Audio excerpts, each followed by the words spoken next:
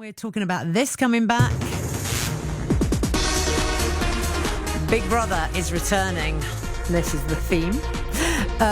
And yeah, it's had a bit of a rest, a bit of a sojourn. It's going to return on ITV. It's going to be hosted by AJ Ododu and Will Best. But the show has stepped up its mental health support since the last instalment. We last saw it on the TV screens back in 2018. This year, the housemates must undergo a social media blackout, take part in respect and inclusion training, and they'll have access to one-to-one mental health support sessions before, during and after the show. To talk about all of this is Dr. Rachael Molitor, who is a psychologist at Coventry University and has researched the challenges contestants face on reality TV. Hello, Rachael.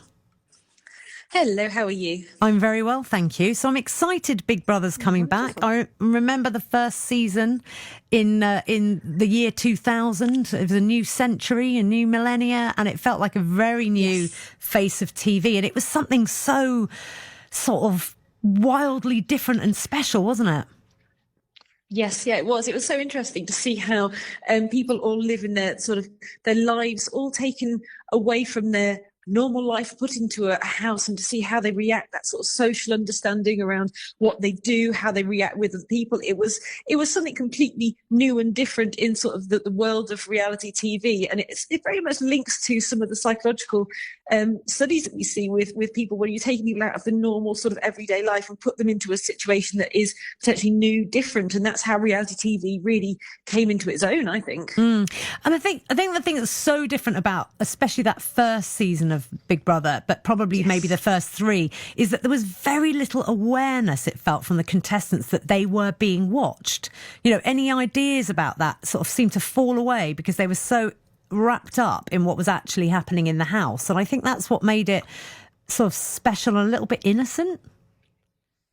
I think it's really interesting looking at the very start of Big Brother, because yes, we had the cameras around, and yes, we had things going on in the house, and they had all the camera eyes looking at them, but actually we didn't have the same sort of understanding around being say watched as we do now in the new version of our reality TV shows. So ones that we see in other ones, such as like Love Island and those sort of ones, there are so many cameras around, but people also know they're being watched. Whereas the old original Big Brother, shall we say, was something whereby they knew it was a competition. They had the opportunity then to win some money as a prize, and it was about potentially looking at making friends. It was about sort of self-discovery. It was about sort of that resilience and understanding around their own behaviour. But actually, it wasn't really about reality TV, because we didn't have the social media that we do have now. So we wouldn't have had people's Instagram handles being shared around for all to see. You wouldn't be able to follow them, and we wouldn't have those similar sort of parasocial relationships that we do now. So as the population, the general population, we have the ability to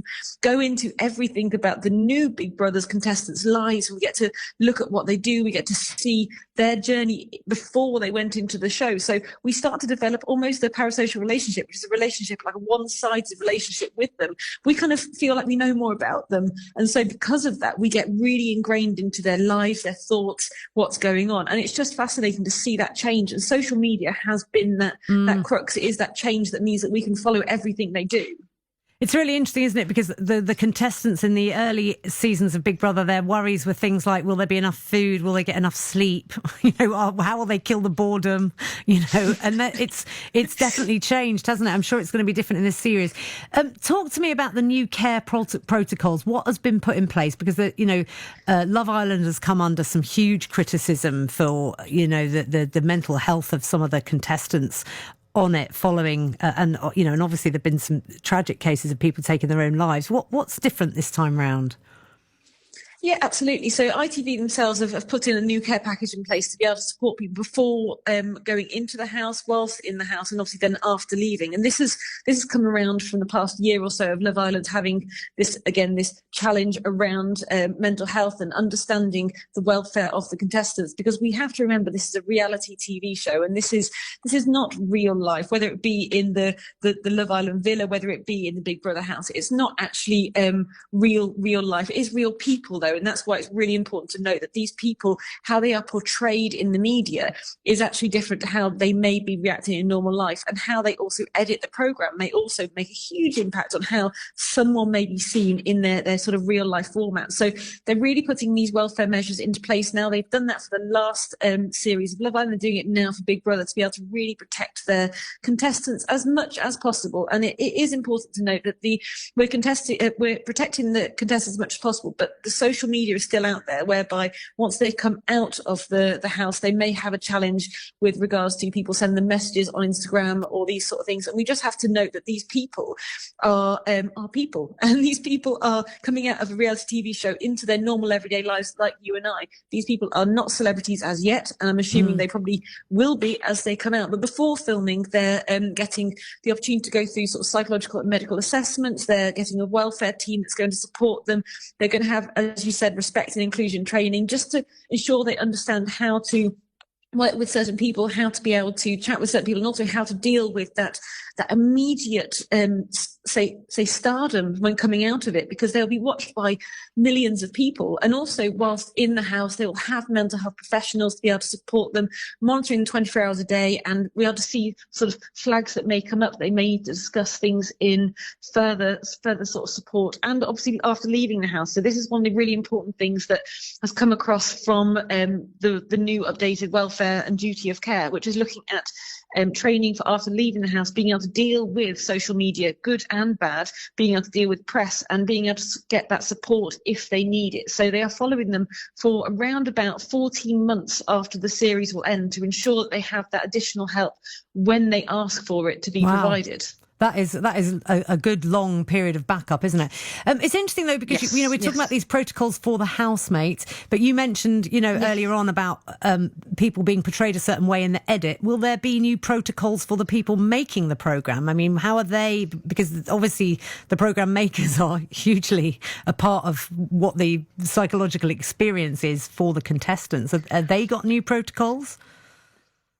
And not that I don't know the protocols particularly of the people who are creating it, but there is a lot more focus around the understanding of the real life of the contestants now as well. And this is noted throughout, seeing the contestants coming in, and you see ones. So you think in the days before, it's like Nasty Nick and these sort of ones. And they would almost create a persona of their contestants. And I think now they're trying to do as much as they can do to support the presenters. They're supporting the narrator. They're supporting then everyone's having the similar social media guidelines to ensure they have that respect and inclusion throughout. So they are trying to be able to create a comprehensive pack to be able to support staff and crew members. But when it comes to how they are portraying the contestants, I think it is really important. And if they aren't focusing on this in a primary front, they need to focus on ensuring that the media team and the way they look at portraying the contestants is as close to normal as possible, so people aren't being almost created to be this wicked person or this amazing jealous person or whatever it is. Yeah, of course. Why do we find reality TV so addictive? I think reality TV is really interesting to watch as a person, because we do like to be able to see what's going on in other people's lives. We like to be able to escape from reality as well. So I think in our current climate we're living in, we're going through the cost of living crisis. We've got the news on all the time of things that are going on in the world. And actually sometimes reality TV is an escape. It's an escapism. It gives the opportunity just to sit back and enjoy something else to watch, which is not our life at the moment. And also we see it as we start to see and understand different behaviours. So it is really good for not only the contestants. I mean, now looking at the people who are watching it, it's really good for us to be able to see different sort of challenges that people may face. And we get to understand about behaviour. We get to understand about potentially psychological resilience. We get to see how to deal with challenging situations. So we all go through relatively challenging situations, be it major or minor, throughout our life. And by able to see people going through particular challenges, again, slightly different to us because we're not in the Big Brother house, but going through particular challenges allows us to see how people can deal with particular challenges. How they deal with issues that may be able to support us with psychological resilience and things going forwards. But it is very much being able to look and enjoy and watch something which is escape from reality. It's something we can sit back on the darker, ever darker winter nights and just be able to enjoy something, just to be able to give us something away from our normal everyday life. But it is something which reality TV is not going away. And actually we need to be able to just embrace it, but remember these people are real people, and they aren't a character on EastEnders that will disappear off once your TV shuts off. I like the idea that you sort of saying there that we could be getting some life training and life tips by watching reality TV. It's like you've just given a whole bunch of people license to like watch every minute of Big Brother. It's like coaching, you know. I'm getting some free training here. I know how to handle difficult situations. I think the other thing is as well is that we do love people watching, don't we? I mean, it's one of my favourite things about going on holiday and having the time to sit on a beach and you'll be like, oh my God, that family's here again. Only, oh my God, have you seen what's he doing? He's not. Was he? Yeah. Oh my goodness me! He's not going to try and ride that on the wave, is he? You know, I mean, like we just do that, don't we, all the time? And so reality, and of course, we're not harming the people because they don't even know that's happening, you know, and we're just passing our time. And I suppose reality TV is a bit like that, isn't it?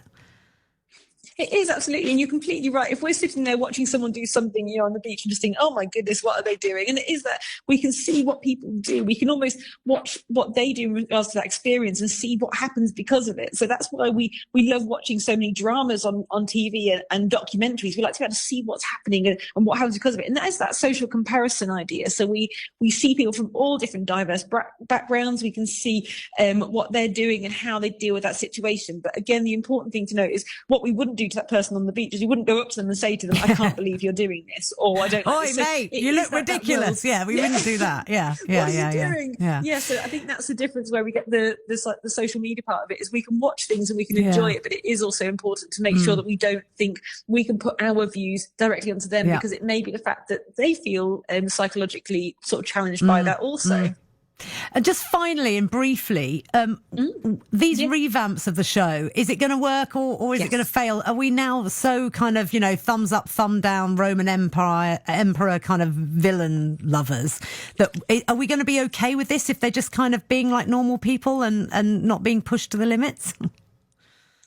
Do you know, I think it will work, and I think it will work. And I was actually only speaking to my students today because I was talking about Big Brother to them, and was saying it's actually quite nice and quite refreshing to have something whereby it's not the celebrities going in, and it's not a particular type of person. So obviously there will be type of people who are willing to go onto a TV program like this, and they may be slightly different from, say, the average Joe. But actually, when you see certain reality programs like Love Island, you know there's a normal type of people that goes onto that program. And when it comes to Big Brother, we don't really have a cookie cutter of who's going to be on there. So if anything, it's going to be potentially a breath of fresh air to see it's all people of all walks of life. We're not going to go and get married at first sight. You know, we're not going to go onto Love Island, do this. We're actually just going to see what's happening. And Big Brother in itself came from a really interesting psychological concept of putting people into a building and seeing how they react, that sort of idea of recreating sort of society and behaviour. So by not having that cookie cutter of who is going into the house,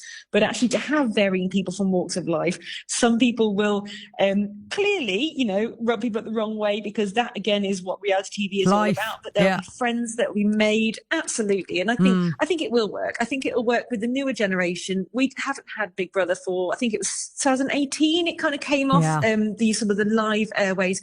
It'll be interesting to see how the new generation is going to take it. You know, looking at this like 5 years down the line. Thank you so much. It's been absolutely fascinating. Dr. Rachael Molitor, a psychologist at Coventry University, talking about Big Brother, which comes back to our screens on ITV this weekend. You're listening to BBC CWR.